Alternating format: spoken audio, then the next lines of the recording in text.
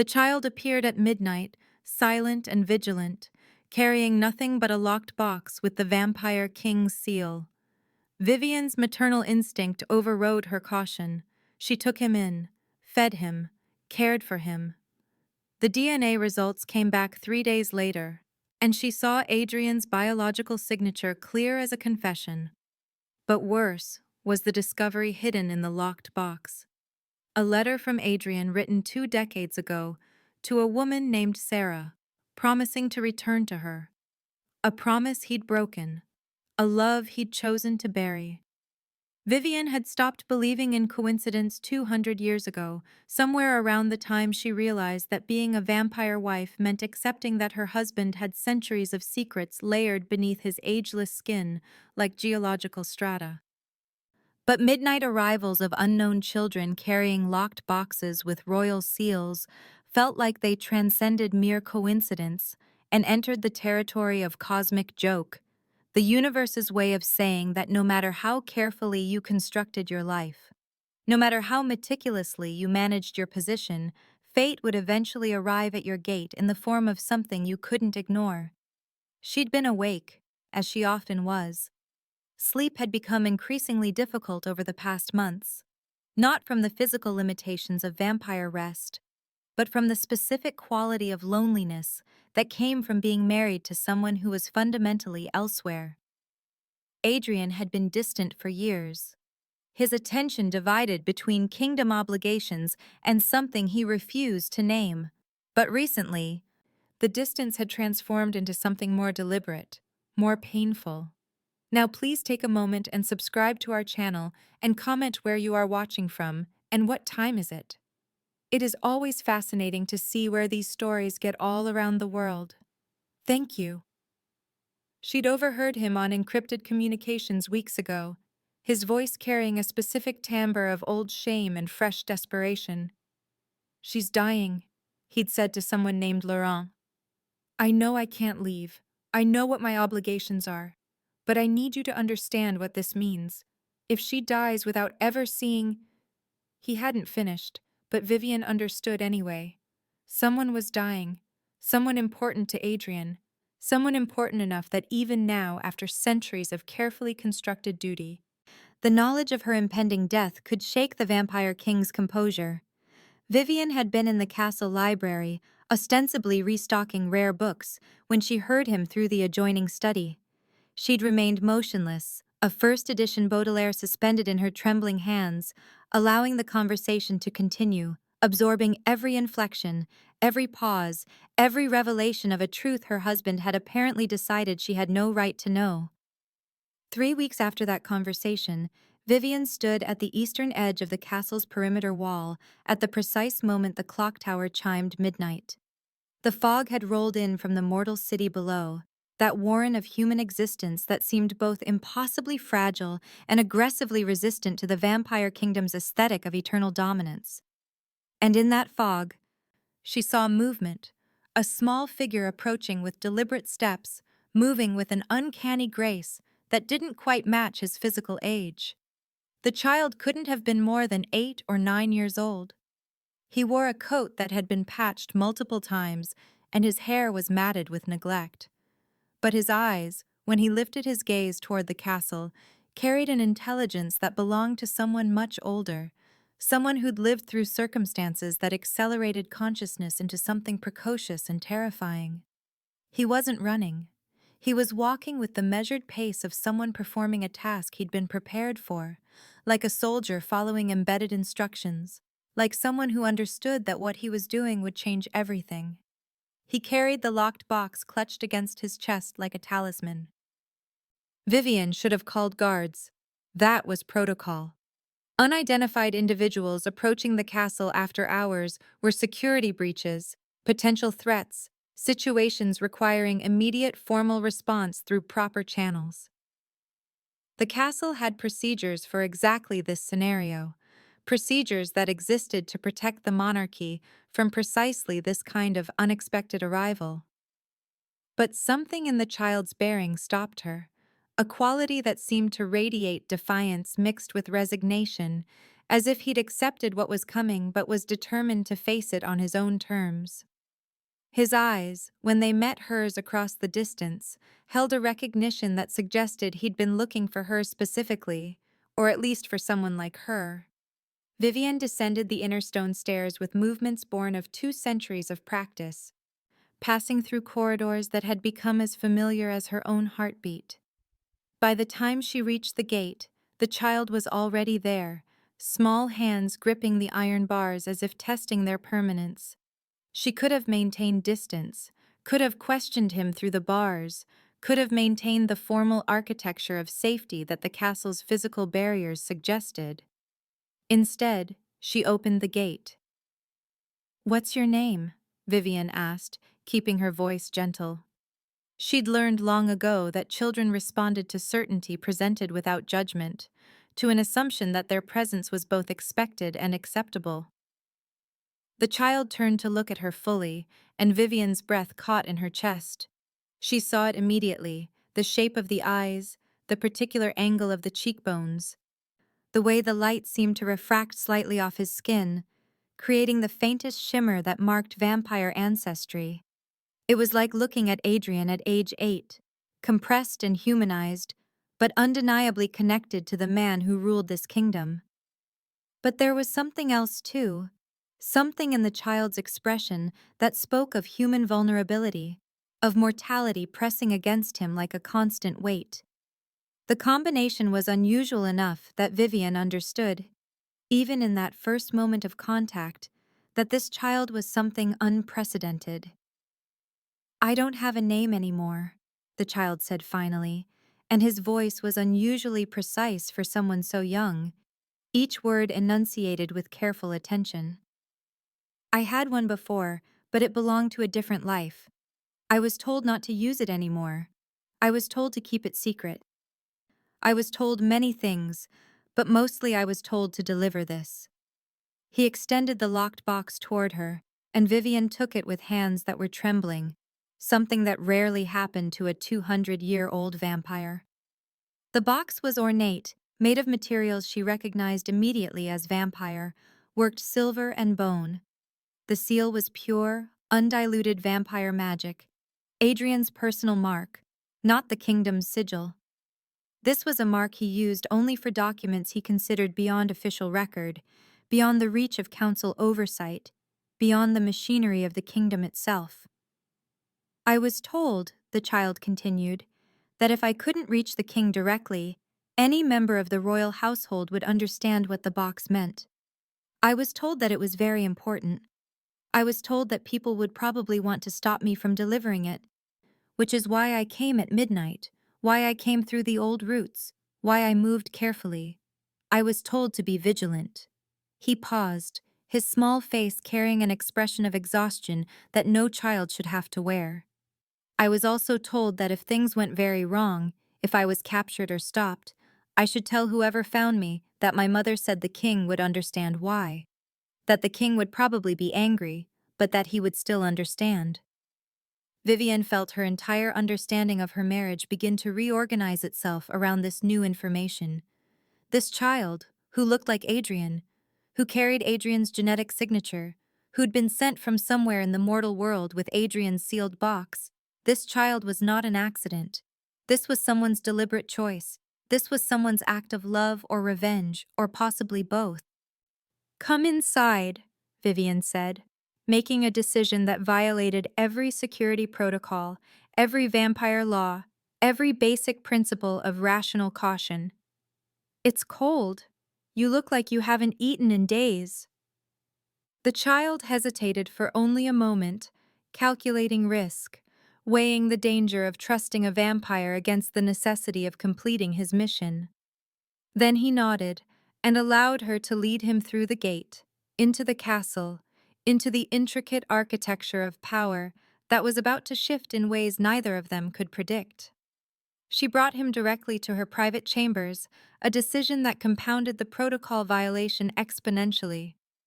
Her private chambers were the one space in the castle that Adrian rarely ventured into, the one place she'd cultivated over 30 years that remained entirely her own, separate from the kingdom's infrastructure of surveillance and control.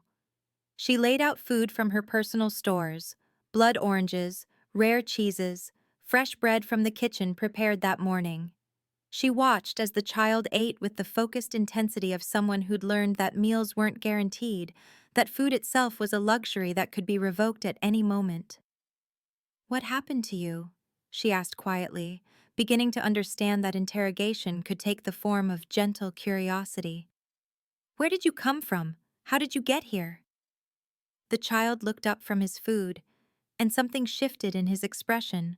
A recognition, perhaps, that the pretense could begin to lower, that questions about origin were being asked with genuine curiosity rather than hostile interrogation.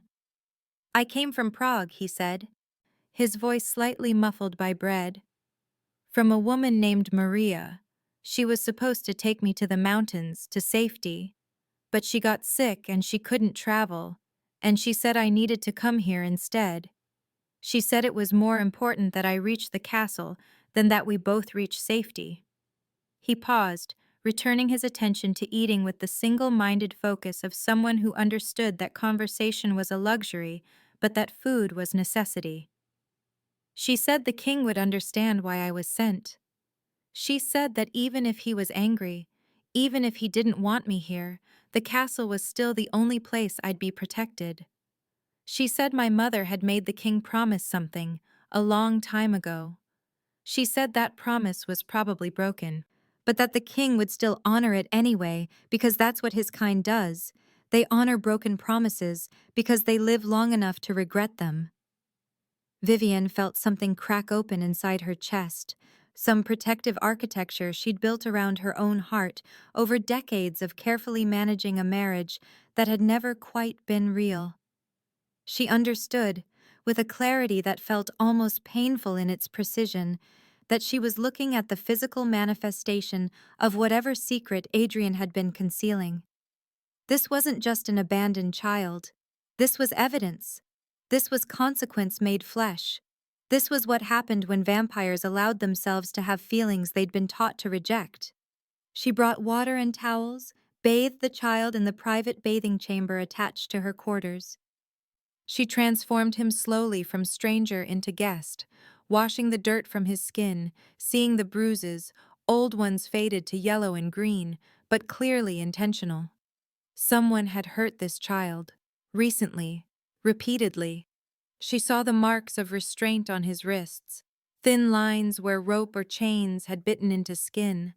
She saw evidence of malnutrition, of exposure, of someone living in conditions that suggested active resistance to his survival.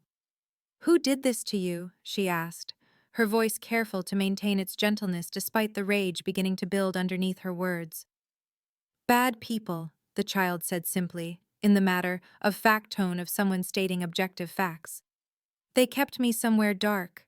They said I was valuable, that I could be sold to the right buyer. They said there were people who would pay a lot of money for me. But Maria found out where they were keeping me, and she got me out. She said I had to come here before they found me again, before they realized what I was."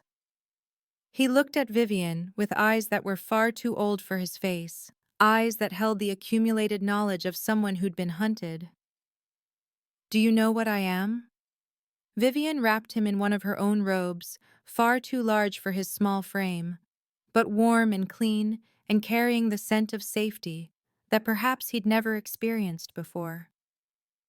"I'm beginning to suspect," she said carefully. She brought him to the guest chamber adjacent to her own rooms, installed him in a bed with Egyptian cotton sheets and the kind of luxury most humans never experienced. The child was asleep within moments, as if his body had finally accepted that danger had been temporarily suspended, that he could afford to release consciousness into something approaching genuine rest. But Vivian remained awake through the remainder of the night, the locked box sitting on her dressing table, the seal catching and reflecting lamplight, like an eye that refused to close. She could have opened it. She had the technical capacity to pick the lock or simply force it open. The vampire strength that was her birthright would make short work of any physical barrier. But something stopped her, a recognition that opening this box would be a point of no return, a moment after which she could never unknow what it contained, could never pretend that her marriage was what she'd told herself it was. So instead, she sat through the hours until dawn, holding the box, feeling its weight, understanding that she was on the threshold of a revelation that would reshape everything. By dawn, she'd made a series of decisions that moved her from observation into active participation. She called the family physician, Dr. Reeves, a human doctor who'd been on the castle payroll for nearly 40 years, who'd learned that discretion was not just a preference, but a prerequisite for continued employment in a royal vampire household.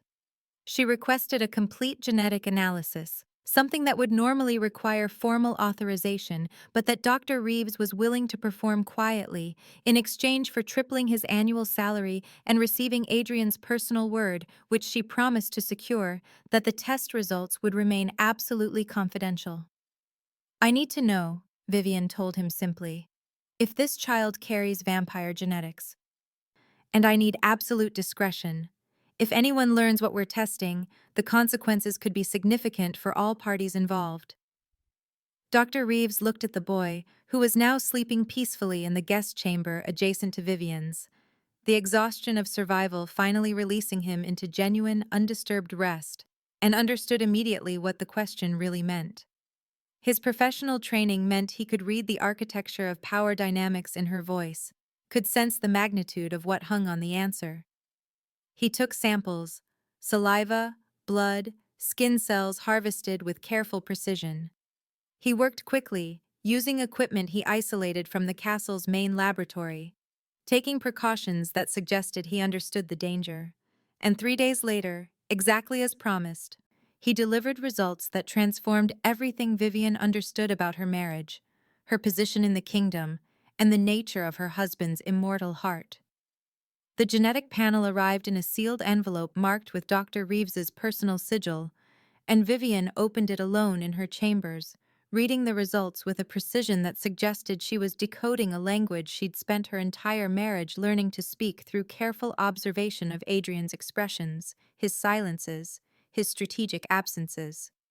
The boy, who insisted on being called simply Samuel, once Vivian asked what name he'd chosen for himself in his new life, had been in the castle for 3 weeks when Adrian discovered him. Vivian had orchestrated the revelation with the precision of someone who'd spent 30 years learning how to manage her husband's emotional responses, understanding that timing was as critical as context, that the way information was delivered could determine whether Adrian received it as threat or mercy. She brought Samuel to Adrian's private study on an evening when the king had returned from council sessions looking depleted, his features carrying the exhaustion that came from managing a kingdom's infrastructure of control while maintaining the careful fiction that such control was necessary and just. "There's someone you need to meet," Vivian said, and she brought Samuel forward, now bathed, clothed in garments appropriate to a royal ward, his intelligence and vulnerability both visible in the careful way he held himself, the way he'd learned to move through castle corridors like someone perpetually aware that he occupied space in places that might not ultimately want him. Adrian's reaction was calculated in its restraint. Vivian watched the precise moment recognition struck him, the way his hand involuntarily moved to grip the edge of his desk, the way his breathing shifted from the shallow patterns of immortal existence into something deeper, something almost human. He didn't speak. For nearly 30 seconds, he simply looked at Samuel, and in that silence lived the entire architecture of Adrian's dual existence, the king who managed succession and alliances, and the man who'd apparently loved someone in the mortal world with enough passion to create consequences that decades couldn't erase.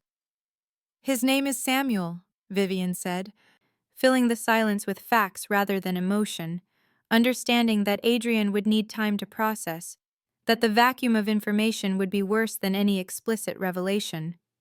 "He was sent from Prague by a woman named Maria, who was apparently protecting him from trafficking networks. Maria said his mother asked her to ensure he reached the castle. Maria said she was dying, and that before she died, she wanted Samuel to know where he came from. She wanted him to know his father. Adrian's control fractured, only slightly, only enough that Vivian could see the machinery underneath, the effort it took to maintain the facade of composed aristocracy when confronted with the evidence of his own human fallibility. "How long have you known?"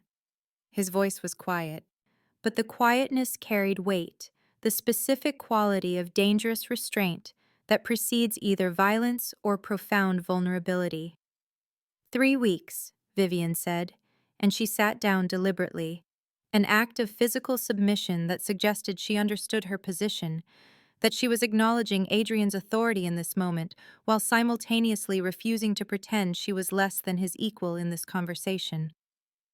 "I made the decision to establish his safety first, to understand his circumstances before bringing him to your attention. I discovered the locked box, your letter, your seal. I had Dr. Reeves conduct genetic confirmation. I wanted to be certain of his identity before presenting him to you, before allowing this to become a matter of kingdom record." Adrian looked at his wife with an expression that contained multiple contradictory emotions layered so densely that it was impossible to determine which one held primacy.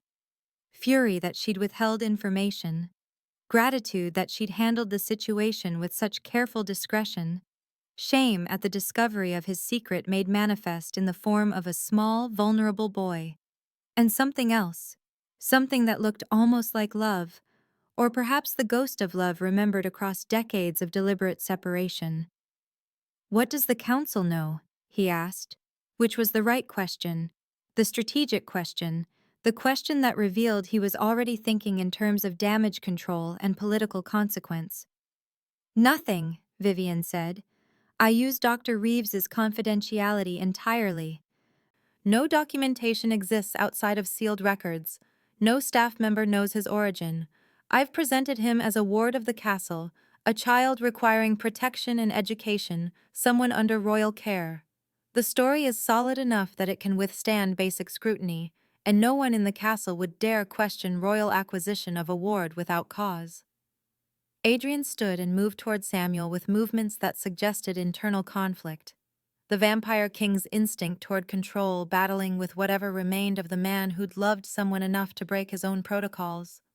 He knelt so that his eyes were level with Samuel's, and Vivian watched as her husband examined the physical evidence of his own mortality, his own capacity for consequence, his own vulnerability to human emotion. "What's your mother's name?" Adrian asked.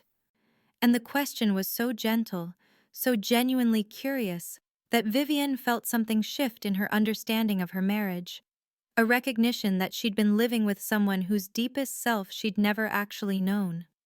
"Sarah," Samuel said simply. Maria always called her Sarah, though sometimes she called her by other names too, names that seemed to make Maria sad. She said Sarah and you had made promises to each other, but that the promises got complicated because you had to be king, and she had to be human, and they couldn't figure out how to bridge that gap. Adrian closed his eyes for a long moment, and when he opened them again, Vivian saw something she'd never quite seen in her husband before. The acknowledgement of genuine powerlessness. The acceptance that there were some things even vampire immortality and royal authority couldn't repair. "I need time," Adrian said, standing again, moving toward the window that overlooked the castle's eastern territories, the lands he'd claimed and ruled and shaped according to his vision of order. "I need to understand how he reached the castle, what Maria knew, what circumstances led to this point. I need to process the implications." He turned back to Vivian, and his expression had already begun to reassemble itself into something closer to the composed mask he typically maintained. "Thank you for handling this carefully. Thank you for protecting him. I assume you have a plan for integrating him into the household without generating speculation?" Vivian understood that her husband had already begun the mental compartmentalization that allowed him to function as both personal and political entity, the Vampire King's essential skill for managing the contradiction between human feeling and immortal duty. "He'll be your ward," she said, "a distant relative's child, sent to the castle for education and protection. He'll receive training in court protocol, in languages, in the essential skills a young person needs to navigate this world. He'll be introduced to the council eventually, but not yet. Not until we establish a narrative that satisfies their curiosity without revealing his actual origins. Adrian nodded, and something in his expression suggested gratitude, mixed with the specific loneliness that came from being married to someone who understood you deeply enough to become a conspirator in your own concealment. Over the following weeks, Samuel's presence in the castle became an established fact rather than an anomaly. Vivian orchestrated his integration with the careful precision of someone who understood that visibility required normalcy, that acceptance required consistency. She enrolled him in lessons with the castle's tutors, languages, history, the formal structures of vampire culture and protocol. She ensured he was seen regularly in the castle's public spaces, always accompanied by her, always presented as a ward requiring royal protection. She cultivated the narrative with careful attention to detail. A distant cousin's child, orphaned tragically, brought to the castle for safety and education. The story was plausible enough that it withstood casual scrutiny, and more importantly, it was boring enough that the castle's gossip networks lost interest relatively quickly. But beneath the surface normalcy, something far more complex was unfolding. Adrian's relationship with Samuel developed with an intensity that suggested the king was attempting to compress decades of parental involvement into months. He spent hours with the boy, teaching him about vampire history, about the architecture of the kingdom, about the specific skills required to navigate immortal existence without losing one's humanity.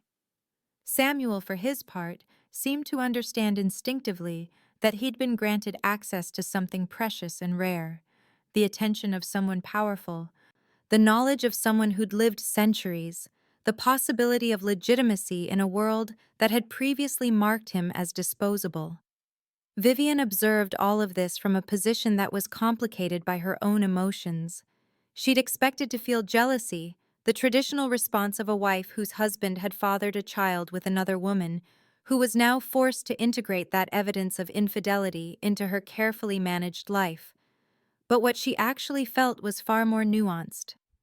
A recognition that Adrian's capacity for love, which had been so carefully controlled and compartmentalized in their marriage, had found expression in this relationship with Samuel, and that somehow this knowledge was both devastating and oddly liberating. She'd been living with someone who was fundamentally emotionally restricted, who'd chosen duty over passion, who'd managed their marriage like a political alliance rather than a genuine partnership. Samuel's presence forced both of them to acknowledge what had always been true, that Adrian's heart was far larger than he'd allowed himself to express within the constraints of vampire aristocracy. 3 weeks into Samuel's integration, Tobias Crane, the council's senior advisor and the vampire most directly invested in maintaining the kingdom's traditional power structures, requested a formal audience with Adrian to discuss the boy's presence in the castle. Vivian attended the meeting, as Adrian had requested, positioning herself as witness and advisor, her presence in the room serving as additional layer of protection for the secret they were collectively attempting to maintain. "The council has noticed the young ward," Tobias began, his tone carefully neutral but carrying undertones of suspicion. He was tall even for a vampire, with the kind of ageless face that suggested centuries of experience managing power dynamics, and his eyes held the specific intensity of someone whose primary skill was detecting inconsistencies in other people's stories. "We're curious about his origin. The tutors have reported that he seems unusually educated for an orphaned child. The castle physician has noted genetic markers that suggest something beyond standard human ancestry. We're wondering if there's additional context regarding his placement in the royal household." Adrian's response was calibrated precisely, not denying the implications of Tobias's observations, but reframing them within a context that emphasized royal prerogative and protective duty rather than secret consequence.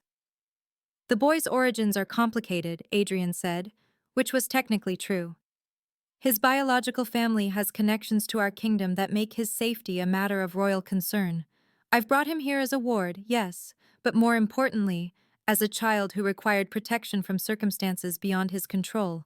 The council's oversight is appreciated, but in this particular instance, I'm exercising my authority as king to maintain discretion regarding his specific origins. Tobias's expression suggested he understood that Adrian was refusing to provide information, but also that he understood the limits of his own authority to demand revelation. The Vampire King's prerogative was absolute in matters of personal household, in questions of who was brought into the castle and under what circumstances.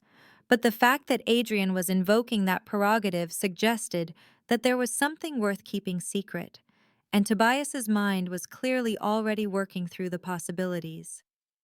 The council is concerned, Tobias continued, about the appearance of favorable treatment toward individuals outside the formal hierarchy. There are protocols for ward placement, requirements for documentation and approval. If the boy is to remain in the castle long term, if he's to be educated in our ways, we need to ensure that appropriate oversight exists. Vivian leaned forward slightly, inserting herself into the conversation with the precise timing of someone who understood that allowing Adrian to respond alone would only deepen suspicion. The boy is receiving education in castle protocol, languages, and history, she said. He's being trained by the same tutors who educated the previous generation of vampire youth.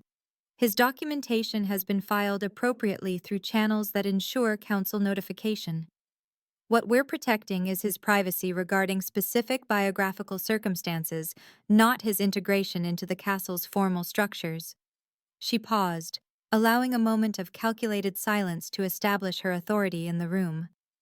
Surely the council understands that vampire households maintain discretion regarding certain matters of personal significance. The king's household has always retained authority over matters of internal staffing and ward placement without requiring public justification. Tobias accepted this answer because he had no choice. The architecture of vampire law supported Adrian's authority to make decisions regarding his own household, and Vivian's invocation of traditional protocol made questioning that authority seem like questioning the fundamental structures that allowed the kingdom to function. But his acceptance was contingent on continued observation, and both Adrian and Vivian understood that maintaining the secret would require ongoing strategic management. Over the following months, the conspiracy deepened in ways that transformed it from simple concealment into active resistance against the council's assumptions about power, hierarchy, and the proper structures of vampire society. Vivian began cultivating relationships with specific council members, particularly Sadie Voss, a vampire whose family had traditionally opposed the council's more rigid interpretations of protocol, and Felix Merchant, an ambitious young vampire whose rise through the political ranks suggested he was interested in reshaping the kingdom's fundamental structures. She planted information carefully, suggested interpretations of policy that positioned Samuel's presence as evidence of Adrian's evolving vision for the kingdom, his willingness to engage with questions of succession and legitimacy that the council had traditionally kept rigidly controlled. Felix, in particular, seemed receptive to these suggestions. He began appearing more frequently in contexts where Samuel was present, seemed to take genuine interest in the boy's education and development. He started asking pointed questions about what the future might look like if vampires began engaging more directly with their human ancestry, if they acknowledged the connections that bound them to the mortal world, rather than maintaining the pretense of complete separation. And slowly, without anyone explicitly stating what was happening, a coalition began forming, an informal group of vampires who saw in Samuel's presence the possibility of something new, something that challenged the traditional assumptions about vampire hierarchy, legitimacy, and the proper relationships between immortal and mortal worlds. The conspiracy had transformed from concealment into something far more significant. It had become the seed of a movement, a quiet suggestion that the kingdom's fundamental structures might need to evolve, that power might be better distributed if more voices were heard, that secrets maintained through force might eventually need to yield to truths accepted through choice. And at the center of it all, Samuel continued his education, slowly becoming not just evidence of Adrian's hidden past, but a symbol of something the kingdom was only beginning to acknowledge. That even vampire immortality couldn't protect against human emotion, that secrets maintained through centuries eventually demanded revelation, that love, in whatever complicated form it took, had more transformative power than any king's decree. The confrontation didn't begin with Samuel. It began with a report filed by one of Tobias Crane's closest allies, a vampire named Marcus Rothstein, who served as the council's primary liaison to the kingdom's external security forces, a position that gave him access to information about individuals moving through vampire territories and intimate knowledge of the protocols that governed kingdom protection. Marcus filed his report 7 months after Samuel's arrival, and the document was devastating in its specificity. It outlined the boy's journey from Prague, traced Maria's movements and her connection to a network of humans who'd been working in coordination with anti-council vampires to facilitate the placement of individuals within the castle's structure. The report suggested coordination, implied conspiracy, raised questions about whether the king's household had become compromised by outside interests, seeking to reshape the kingdom's political architecture. The report was technically accurate in every particular. There had been coordination. There was an emerging coalition. Outside interests were indeed attempting to reshape the kingdom's structure. But the report was presented as evidence of threat and infiltration, rather than as evidence of legitimate political discourse and philosophical evolution. Tobias brought the report to Adrian in a formal session, with other council members present. Marcus himself, several council elders, whose authority derived from centuries of service to the kingdom, and a representative from the external security forces whose job was to advocate for maintaining strict borders and rigid protocols. Adrian's response was calculated. He didn't deny the report's factual accuracy, but he reframed its implications entirely. The boy's placement was deliberate and transparent, Adrian said, his voice carrying the specific authority that only someone who'd ruled for centuries could achieve. I brought him to the castle knowingly, with full awareness of his origins and his biological connections to the royal family. His integration into the castle's structure represents my personal choice regarding succession planning and the kingdom's future direction. If the council has concerns about that choice, the appropriate venue for that discussion is formal council session, not security briefings presented as evidence of infiltration. The tension in the room crystallized immediately. Marcus's expression suggested he understood that his report had been reframed from evidence of conspiracy into evidence of council overreach, an attempt to constrain the king's personal authority through the deployment of security apparatus. The other council members exchanged glances that suggested internal debate about whether to press the issue or retreat strategically. Vivian, who'd been summoned to the meeting by Adrian with deliberate timing, sat quietly and observed the machinery of power attempting to recalibrate itself. The council has legitimate concerns, Tobias said carefully, about whether the king's household has maintained appropriate oversight regarding individuals granted access to the castle's inner structures. The security report suggests coordination between outside parties and members of the royal staff. We need assurance that appropriate protocols have been maintained. Adrian stood, a gesture that transformed the meeting's power dynamics entirely. Then we'll convene a formal council session, he said. I'll present the full circumstances regarding Samuel's placement. I'll address any concerns the council has, and I'll accept whatever decision the council makes regarding the disposition of his case. But this conversation happens publicly, with all council members present, with full transparency regarding my reasoning and the circumstances that led to his arrival. He paused, allowing his gaze to move deliberately across each council member present. If the council intends to challenge my authority regarding personal household decisions, That challenge should happen in a forum where all voices can be heard, not through security briefings that suggest I've been compromised without evidence or consultation. The formal council session was convened 3 days later in the great hall where all significant kingdom decisions were made. The vast chamber with its vaulted ceilings and ancient stone walls that seemed to carry the weight of centuries of political discourse. Every council member attended.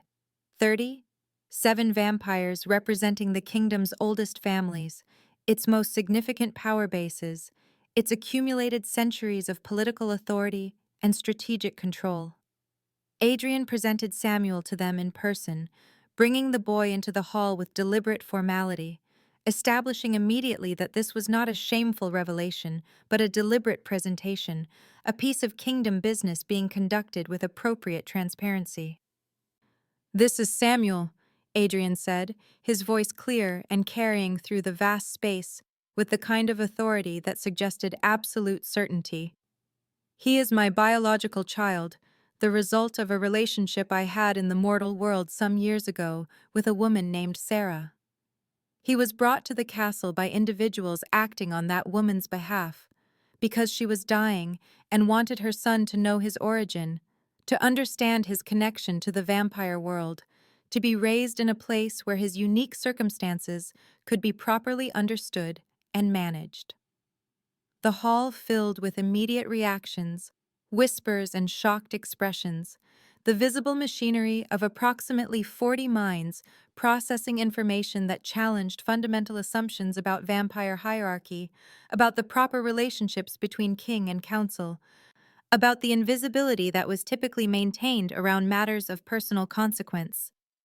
Adrian continued maintaining his composure, establishing the narrative that would either reshape the kingdom's political architecture or destroy him entirely.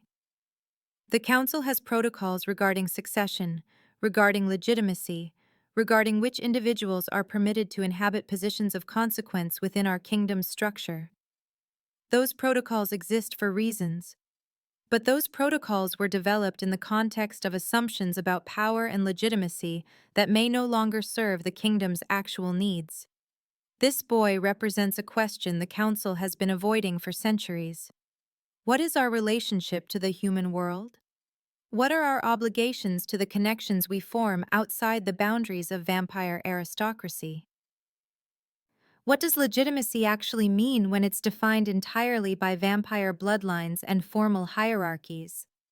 He paused, allowing the weight of the questions to settle across the assembled council. "I'm asking the council to consider not just whether Samuel should be permitted to remain in the castle, but whether the protocols that make his presence controversial should themselves be reconsidered. The human world is changing. Our relationships to that world are evolving. We can maintain rigid boundaries that separate us entirely, or we can acknowledge that we're part of a larger reality that includes human culture, human connection, human consequence." Tobias's response was immediate and strategic. "The king is conflating personal circumstance with policy direction," he said, his voice crisp and authoritative. "The question before the council is not whether protocols should be reconsidered, but whether individuals from outside the formal hierarchy should be permitted to inhabit positions of significance within the castle's structure based on personal relationships alone. If we permit this precedent, we establish that any vampire's private connection to the human world becomes a legitimate basis for introducing individuals into the kingdom's power structures." Felix Merchant stood, a gesture that immediately signaled he intended to challenge Tobias's framing. "The king is not suggesting that personal connection alone determines position," Felix said. "The king is suggesting that we reconsider whether we've been unnecessarily rigid in our definitions of what constitutes legitimate connection to the kingdom's power structures. Samuel's presence challenges that rigidity. His integration into the castle requires us to examine the protocols that make such integration controversial." He paused, looking deliberately at specific council members whose positions suggested they might be persuadable. "The council's authority derives from maintaining the kingdom's stability and integrity, But stability maintained through rigid protocol enforcement can become brittleness, a system too inflexible to adapt when circumstances demand evolution. If we reject the king's suggestion that our protocols should be reconsidered, we're essentially asserting that we prefer brittleness to adaptability. The debate that followed extended across multiple hours, with council members positioning themselves along multiple axes, those loyal to traditional authority structures, those interested in gradual evolution, those who saw in Samuel's presence an opportunity to reshape power dynamics entirely, and those who remained genuinely undecided about the proper response. Sadie Voss, a vampire whose family had supported institutional reforms for decades, spoke in favor of allowing Samuel to remain in the castle as a ward and eventually as a member of the royal household, provided appropriate oversight was maintained. Several council members aligned with her position. Marcus defended the security briefing as appropriate and necessary oversight, arguing that the appearance of intrigue required investigation, even if the intrigue turned out to be essentially the king's personal business. Most of the external security apparatus aligned with his position.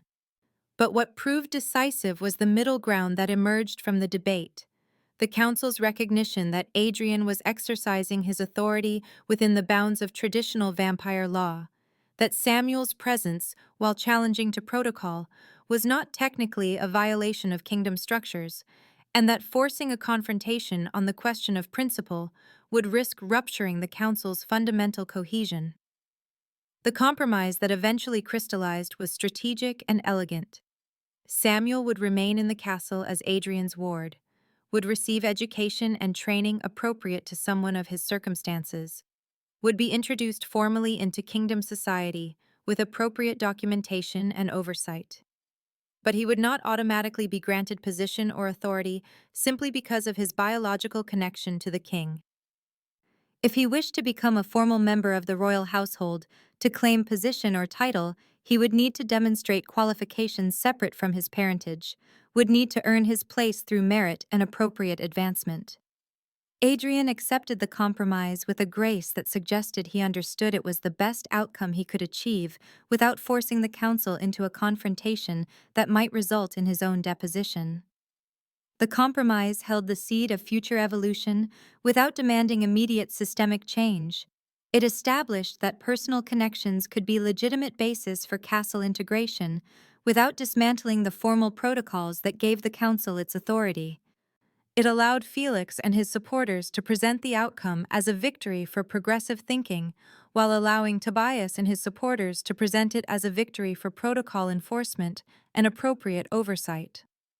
And most importantly, it established that the king, despite his centuries of power and authority, was not actually above the council's ability to impose structural constraints, that his authority, while significant, was ultimately contingent on council acceptance and political negotiation.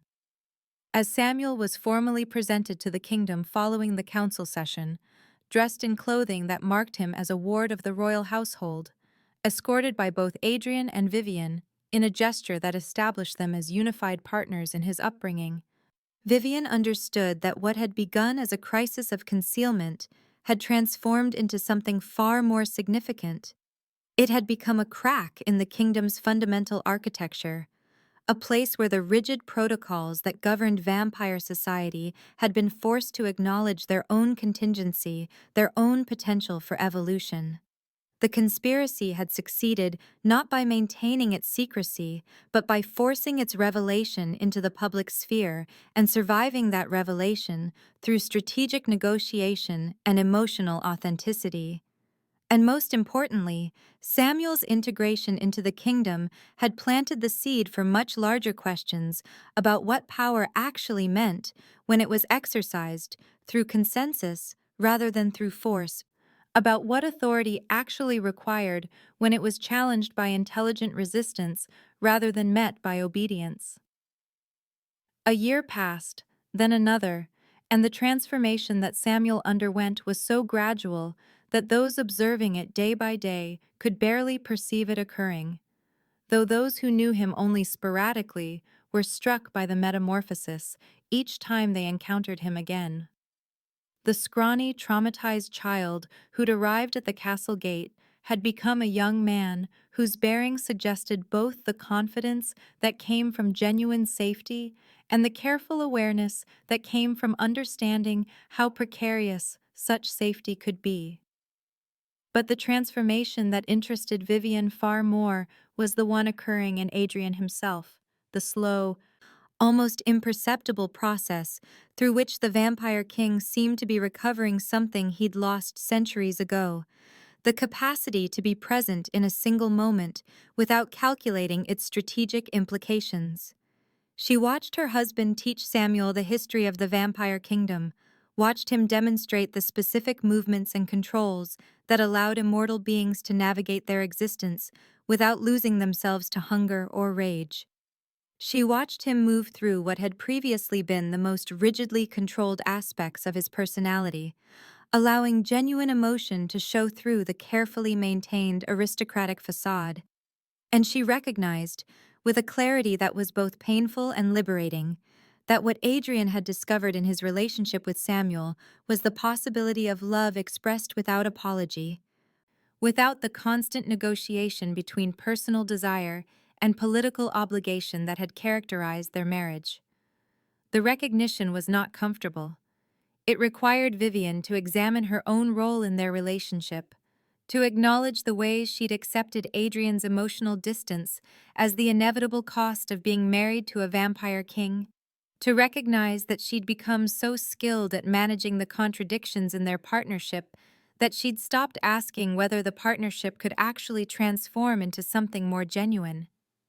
But parallel to this personal reckoning, something else was happening within the kingdom's political structures. Felix Merchant, emboldened by the outcome of the council session regarding Samuel's placement, began consolidating support for more systematic reforms to the kingdom's governing protocols. He proposed the establishment of a council committee dedicated to examining current succession protocols in light of evolving circumstances, suggested that the kingdom's relationship to the human world merited formal policy reconsideration, and began gathering information about which council members might be persuadable to support more significant institutional changes. Adrian observed all of this with a complex expression that suggested both approval and uncertainty. He'd initiated the challenge to traditional authority through his protection of Samuel, but he seemed to recognize that movements, once begun, developed their own momentum and could easily move in directions their originators hadn't anticipated. He called Felix to a private meeting in his study, a gesture that signaled both trust and warning. "You're building a coalition," Adrian said, not as question but as statement of obvious fact. "You're gathering support for institutional reforms that go far beyond what I suggested regarding Samuel's placement. You're attempting to reshape the kingdom's fundamental political architecture." Felix's response was direct and undefensive. "Yes," he said simply. "Your protection of Samuel established that the old protocols could be challenged, that the council's authority was not absolute, that alternative frameworks were possible. The question now is whether we're willing to push those possibilities to their logical conclusions or whether we retreat into comfortable compromise." He paused, gauging Adrian's reaction. "I'm not attempting to undermine your authority. I'm attempting to expand the possibilities within which your authority operates. The kingdom cannot remain static indefinitely. Either it evolves consciously, through deliberate policy reconsideration, or it evolves through rupture and conflict, when the contradictions between its stated values and its actual practices become too stark to ignore." Adrian studied Felix with the intense focus of someone attempting to read a text written in a language he'd once been fluent in but hadn't used in centuries.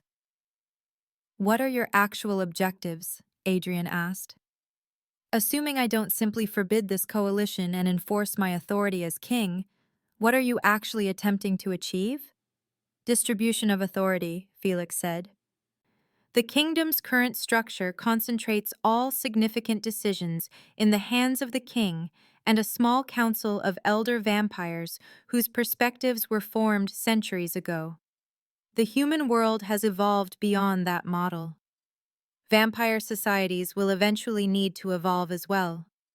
I'm proposing the establishment of formal structures that allow broader participation in kingdom decision-making, that create accountability mechanisms for those who hold power, that acknowledge that immortality doesn't automatically confer superior wisdom."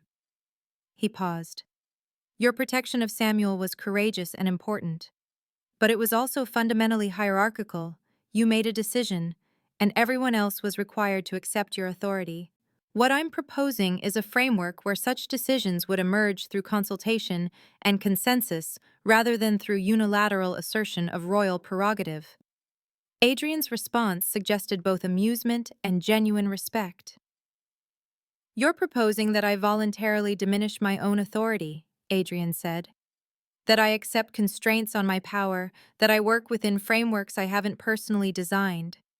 You understand how unlikely that is? That you're essentially asking an immortal being who's held absolute power for centuries to voluntarily accept limitations?" "Yes," Felix said. "I'm asking that because I believe you're capable of it. Because I believe your protection of Samuel suggests you're already questioning whether absolute authority actually serves the kingdom's best interests. Because I believe you might recognize that genuine legitimacy requires consent rather than force." Adrian was quiet for a long time, his expression suggesting internal debate so profound that it seemed to physically age him, to make visible the centuries of decisions and calculations and moral compromises that constituted his immortal existence. "Build your coalition," he said finally. "Develop your proposals for institutional reform, present them to the council formally, and I will consider them with genuine openness rather than automatic resistance. But understand that if you push too far, if you attempt to undermine the fundamental authority structures that allow the kingdom to function, I will respond as a king defending his throne. I can't promise that I'll accept your reforms. I can only promise that I'll examine them seriously." Over the following months, the transformation that had begun with Samuel's arrival accelerated in unexpected directions. Vivian, operating with increased independence and purpose, began her own subtle reshaping of the kingdom's cultural landscape. She established a formal role for herself as advisor on matters of succession and cultural integration, a position that technically didn't exist, but that she simply assumed through consistent presence and valuable counsel. She began meeting with council members individually, planting ideas, suggesting interpretations, establishing relationships that would prove useful when Felix eventually presented his formal proposals for institutional reform. But most significantly, she began a process of genuine self-transformation. She'd spent 30 years as Adrian's wife, managing the contradiction between personal desire and political obligation through a kind of emotional compartmentalization that had left her increasingly hollow. Samuel's arrival forced her to recognize that she could no longer accept that hollowness as inevitable.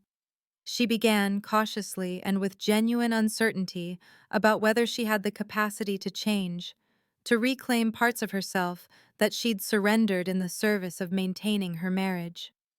She started requesting that tutors be assigned to her, engaging in formal study of areas that interested her, slowly building expertise in kingdom history and protocol that went beyond what Adrian had taught her and beyond what was necessary for her to perform her role as the king's wife. She began spending time with Sadie Voss, whose family had been advocates for institutional reform for generations, engaging in conversations that allowed her to articulate her own political perspectives rather than simply absorbing Adrian's assumptions. And she started asking questions in conversations with Adrian, in council meetings, in her interactions with other vampires, that suggested she was no longer content to accept the traditional role of vampire queen as essentially ceremonial, as decorative, as fundamentally supporting rather than creating. Marcus Rothstein, whose security briefing had inadvertently catalyzed the confrontation that transformed the kingdom's political landscape, seemed to experience his own transformation during this period. His initial position as champion of traditional authority structures and opponent of the changes Felix was attempting to implement gradually shifted as he began to recognize that the rigid protocols he dedicated himself to maintaining were creating more instability than they prevented. He observed the tension that the kingdom's divided factions created, recognized that the council's authority was increasingly contingent on managing factional conflict rather than maintaining consensus. And slowly, he began positioning himself as a potential bridge between the traditional authority structures and the reformist impulses that Felix represented. By the time Felix presented his formal proposals for institutional reform to the full council, the political landscape had shifted in ways that suggested transformation was not just possible, but perhaps inevitable. Felix proposed the establishment of a council committee with expanded membership, including representatives of younger vampire families and perspectives that had traditionally been excluded from formal decision-making processes. He proposed the creation of formal mechanisms for regular council consultation with the king, reducing the isolation that came from absolute royal authority. He proposed that future succession questions be determined through council consensus rather than through unilateral royal declaration, establishing that the kingdom's leadership was contingent on institutional support rather than simply on individual power and authority. And perhaps most importantly, he proposed that questions of institutional policy be subjected to regular review and potential revision, establishing that the kingdom was willing to experiment with new governance structures rather than treating historical protocols as immutable law. The council's response was divided, but notable in its distribution. Tobias Crane opposed the proposals with all the authority that he'd accumulated through decades of managing the kingdom's traditional structures, but his opposition seemed to lack the force it might have carried before Samuel's arrival. Marcus, in a move that surprised many council observers, spoke in favor of the proposals, framing them not as challenge to authority, but as necessary evolution of the frameworks that actually allowed authority to function effectively. Sadie and her supporters argued passionately for reform, but with careful attention to not demanding absolute victory, to leaving room for compromise and continued evolution. And Adrian, when he finally spoke, did something that transformed the entire dynamic of the conversation. He acknowledged that Felix's proposals represented a genuine challenge to his own authority, that he could either accept those proposals or reject them through deployment of his royal prerogative. But then he said something that seemed to redefine the entire meaning of what it meant to be a vampire king in a kingdom that was attempting to evolve beyond its historical structures. "I am accepting these proposals," Adrian said, his voice carrying the specific weight of someone making a decision that would reshape his own existence. "Not because I'm forced to accept them, not because I lack the power to reject them, but because I believe the kingdom's future depends on our willingness to experiment with more distributed forms of authority. I believe that my greatest power as a king comes not from my ability to enforce my will unilaterally, but from my ability to guide the kingdom towards structures that serve its actual needs.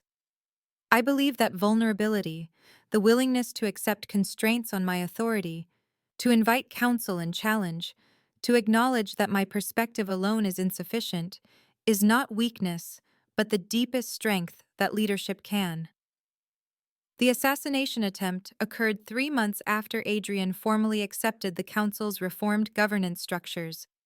At a ceremonial gathering where representatives from all the kingdom's significant vampire families had assembled to witness the official installation of the new expanded council committee. The event was held in the Great Hall, transformed for the occasion into something almost celebratory, with decorations suggesting this was a moment of genuine transformation, of the kingdom moving forward into new possibilities. The hall itself had been prepared with meticulous care, ancient stone columns draped in deep crimson silk that caught and reflected the flickering light of hundreds of candles arranged throughout the space. Golden chalices lined ceremonial tables, filled with blood that had been blessed according to traditions stretching back centuries, while the air carried the weight of incense mixed with something older, something that spoke to the fundamental nature of what they all were. Representatives from the major houses had positioned themselves according to protocols that had evolved over generations, each family's placement in the hall reflecting their current standing, their historical significance, and the delicate balance of power that had emerged from months of careful negotiation. Vivian was standing with Samuel near the hall's eastern alcove, positioned where they could observe both the ceremonial proceedings and the various family contingents, when she saw movement that seemed wrong. It wasn't the natural flow of guests participating in formal celebration, nor the measured movements of servants attending to ceremonial duties, but something that carried a different quality entirely, a figure moving through the ceremonial crowd with the specific kind of purpose that belonged to someone performing a task rather than participating in celebration. The figure was male, middle, aged in appearance despite the immortality that suggested his true age was something entirely different, and his hand was reaching towards something beneath his formal robes. His movement through the gathered vampires displayed the kind of calculated precision that came from careful planning, from having studied the layout of the hall, the positioning of the various family groups, and the specific moment when Adrian would be most vulnerable. He moved not with the casual grace typical of their kind, but with the focused intensity of someone executing a plan that had been rehearsed, refined, and committed to memory. Vivian understood immediately what was happening because she'd lived long enough to recognize threat in its specific manifestations, had trained herself to perceive the precise moment before violence erupted, when intention crystallized into action, but hadn't yet become irreversible. She'd witnessed assassinations before, had been present during previous attempts on various members of the vampire nobility, and had developed an instinct for the particular way danger manifested itself in formal settings, where protocol and tradition created both security and vulnerability. The hall's atmosphere shifted imperceptibly as the figure continued his approach toward where Adrian stood addressing the assembled families, speaking about the significance of the moment, about the ways the expanded council represented not just administrative reform, but a fundamental evolution in how their society would govern itself. Adrian's voice carried clearly through the space, his words chosen to acknowledge the historical weight of the traditions they were modifying, while emphasizing the practical benefits that would emerge from more inclusive governance structures. Samuel's attention remained focused on Adrian's speech, but Vivian could see that several other family representatives had begun to notice what she'd noticed, though their reactions suggested uncertainty about whether they were witnessing genuine threat or merely someone moving through the crowd for legitimate purposes. The formal nature of the gathering created a kind of social paralysis, where direct intervention required absolute certainty, where acting on suspicion alone could disrupt the careful diplomatic balance that had made the evening's ceremonies possible. The potential assassin's approach demonstrated sophisticated understanding of vampire social dynamics, exploiting the very protocols that were meant to ensure safety and order. He moved through the crowd with the confidence of someone who belonged, his formal attire appropriate for the occasion, his manner suggesting he was simply one of many representatives attending the ceremony. His face carried the kind of composed expression that wouldn't attract attention, the sort of carefully neutral demeanor that allowed him to blend into the gathered crowd while steadily closing the distance to his target. Vivian's mind raced through possible courses of action, each option carrying significant risks, not just for immediate physical safety, but for the broader political implications of the moment. Disrupting the ceremony would shatter the careful atmosphere of unity and progress that had taken months to establish, potentially undermining the very reforms they were celebrating. Yet allowing the assassination attempt to proceed unopposed could result in Adrian's death and the complete collapse of the governance reforms that represented their society's best hope for sustainable evolution. The weapon, she realized, was likely something designed specifically for vampire physiology, probably a blade crafted from materials that would prevent rapid healing, or perhaps something even more sophisticated, designed to exploit specific vulnerabilities that existed despite their supernatural resilience. The assassin's confidence suggested he believed his weapon would be effective, that whatever he carried beneath his robes would be sufficient to accomplish his goal, despite the inherent difficulty of killing an immortal being of Adrian's age and power. The political implications of the moment extended far beyond the immediate threat to Adrian's life. The assassination attempt, whether successful or not, would send reverberations through every vampire family represented in the hall, would be interpreted as evidence that the governance reforms were either too radical or not radical enough, depending on each family's particular perspective. Some would see the attack as proof that change was dangerous, that traditional power structures existed for good reasons and shouldn't be modified. Others would interpret it as evidence that existing power holders were willing to use violence to prevent necessary evolution. The hall's acoustics meant that any sudden movement, any disruption of the ceremony's carefully orchestrated flow, would be immediately apparent to everyone present. The gathered families would witness whatever happened next, would carry their interpretations of events back to their respective territories and power bases, where those interpretations would shape attitudes toward the governance reforms for generations to come. Vivian's training and instincts converged on a single understanding. The next few seconds would determine not just whether Adrian survived the evening, but whether their society's attempt at peaceful transformation would continue or collapse into the kind of violent fragmentation that had characterized previous eras of vampire history. The assassin was perhaps 10 feet from Adrian now, still moving with purposeful calm, still appearing to be nothing more than another ceremony attendee approaching the speaker.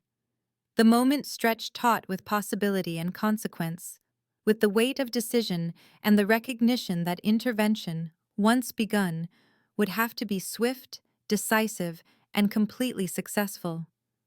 There would be no opportunity for second attempts, no chance to reconsider or modify approach once action commenced. The hall around them continued its formal celebration, most attendees still unaware that they were seconds away from witnessing either a successful assassination or a dramatic confrontation that would fundamentally alter the trajectory of vampire political development. The assassin's hand moved closer to whatever weapon he carried, his approach bringing him within range of his target while the ceremony continued around them. The formal speeches and traditional acknowledgments proceeding as though the entire future of their society wasn't balanced on the edge of a blade, hidden beneath ceremonial robes in a hall full of witnesses who had come to celebrate transformation but might instead witness destruction. The scope of the conspiracy became increasingly apparent as Vivian's trained eye identified at least 6 additional figures positioned throughout the hall who displayed the telltale signs of coordinated preparation, their seemingly casual adjustments of position and the synchronized timing of their movements, revealing a level of planning that spoke to months of careful orchestration and intimate knowledge of both the ceremonial protocols and the security arrangements that were supposed to protect such gatherings. These secondary conspirators had positioned themselves with strategic precision near key family contingents, close enough to influential representatives that any violence would likely spread beyond the immediate assassination attempt into broader conflict between houses whose historical grievances and competing interests could easily be inflamed by the chaos and confusion that would follow Adrian's death. The realization that the plot extended far beyond a single assassin fundamentally altered the nature of the threat, transforming what might have been contained as an isolated incident of political violence into something that could trigger the kind of widespread factional warfare that had historically devastated vampire society during periods of succession crisis or fundamental disagreement about governance structures. Samuel remained focused on Adrian's speech, his attention absorbed by the formal acknowledgement of various family contributions to the governance reforms and the careful diplomatic language being used to honor traditional power holders while simultaneously announcing their reduced influence under the new council structure. Vivian recognized that his concentration on the ceremonial proceedings, while entirely appropriate under normal circumstances, left him unaware of the developing crisis and unable to provide the kind of immediate assistance that might be necessary to prevent catastrophic violence. The positioning of other family representatives throughout the hall suggested that most attendees remained similarly focused on the official proceedings, their attention directed toward the speaker and the symbolic significance of the moment, rather than the subtle but increasingly apparent signs of imminent attack that Vivian's experience and training had taught her to recognize. The primary assassin had now moved to within 8 feet of the ceremonial platform, close enough that any weapon he carried would likely prove effective regardless of Adrian's supernatural reflexes and defensive capabilities, particularly given the formal context that required Adrian to maintain his position and continue his address, rather than taking evasive action based on perceived threats that might prove to be false alarms. The assassin's hand had moved closer to whatever implement he carried beneath his robes, his fingers positioned in a way that suggested familiarity with the weapon's specific requirements for deployment, whether that involved a particular grip for maximum leverage or the kind of precise timing necessary for weapons designed to overcome vampire physiology through supernatural means rather than conventional physical force. Adrian's voice continued to carry clearly through the hall as he spoke about the historical significance of the moment and the ways the expanded council would preserve essential traditions while adapting governance structures to meet evolving challenges. His words carefully chosen to reassure conservative family representatives that change would occur within established frameworks, rather than through revolutionary upheaval. The irony of his message about peaceful transformation being delivered at the precise moment when violent opposition to those very reforms was about to manifest itself struck Vivian as particularly bitter, a reminder of how easily political progress could be destroyed by those willing to use assassination as a tool for preventing social evolution. The weapon itself remained concealed, but Vivian's analysis of the assassin's posture and movement patterns suggested it was likely a blade rather than some form of projectile weapon, probably something designed specifically for vampire physiology and crafted from materials that would prevent the rapid healing that normally protected their kind from conventional attacks. The close proximity required for blade work explained the assassin's careful approach through the crowd and his timing of the attack to coincide with Adrian's formal address, when protocol and ceremony would keep the target stationary and focused on his speech, rather than maintaining defensive awareness of his surroundings. The assassin's confidence in his approach suggested he believed his weapon would prove effective despite Adrian's age, power, and experience, indicating either exceptional craftsmanship in the weapon's creation or additional factors that would enhance its lethality beyond conventional vampire killing implements. The broader political implications of the conspiracy extended far beyond the immediate question of Adrian's survival to encompass the fundamental stability of vampire society and the viability of peaceful reform as an alternative to the kind of violent upheaval that had historically characterized periods of significant political change. The families represented in the hall included both strong supporters of the governance reforms and traditionalist factions that had accepted the changes reluctantly, their unity maintained through careful diplomatic compromise and mutual recognition that gradual evolution was preferable to civil conflict. An assassination attempt, particularly one that succeeded in killing Adrian, would shatter this delicate consensus and likely trigger exactly the kind of factional warfare that the reforms had been designed to prevent. The secondary conspirators positioned throughout the hall represented an additional layer of threat that went beyond the immediate assassination attempt to suggest preparation for sustained violence and possible attempts to eliminate multiple reform supporters in a single coordinated attack. Their positioning near influential family representatives indicated they might be prepared to target additional victims if the opportunity arose, or to ensure that the chaos following Adrian's death would spread throughout the gathering rather than being contained to the immediate area around the ceremonial platform. The prospect of multiple simultaneous attacks during what was supposed to be a celebration of peaceful political evolution represented exactly the kind of catastrophic scenario that could destroy not just the current reform efforts, but any future attempts at gradual change, effectively forcing vampire society back into the cycles of violent competition that had characterized earlier eras. Vivian's training in combat and assassination techniques gave her insight into the specific timing the conspiracy was likely following. Understanding that the optimal moment for attack would come during the climactic portion of Adrian's address, when his attention would be most completely focused on his words, and the gathered audience would be most absorbed in listening rather than observing their surroundings for signs of threat. The assassin's current positioning suggested he was preparing for action within the next few minutes, waiting for the precise psychological moment when the ceremonial atmosphere would provide maximum cover for his approach to the platform and his deployment of whatever weapon he carried.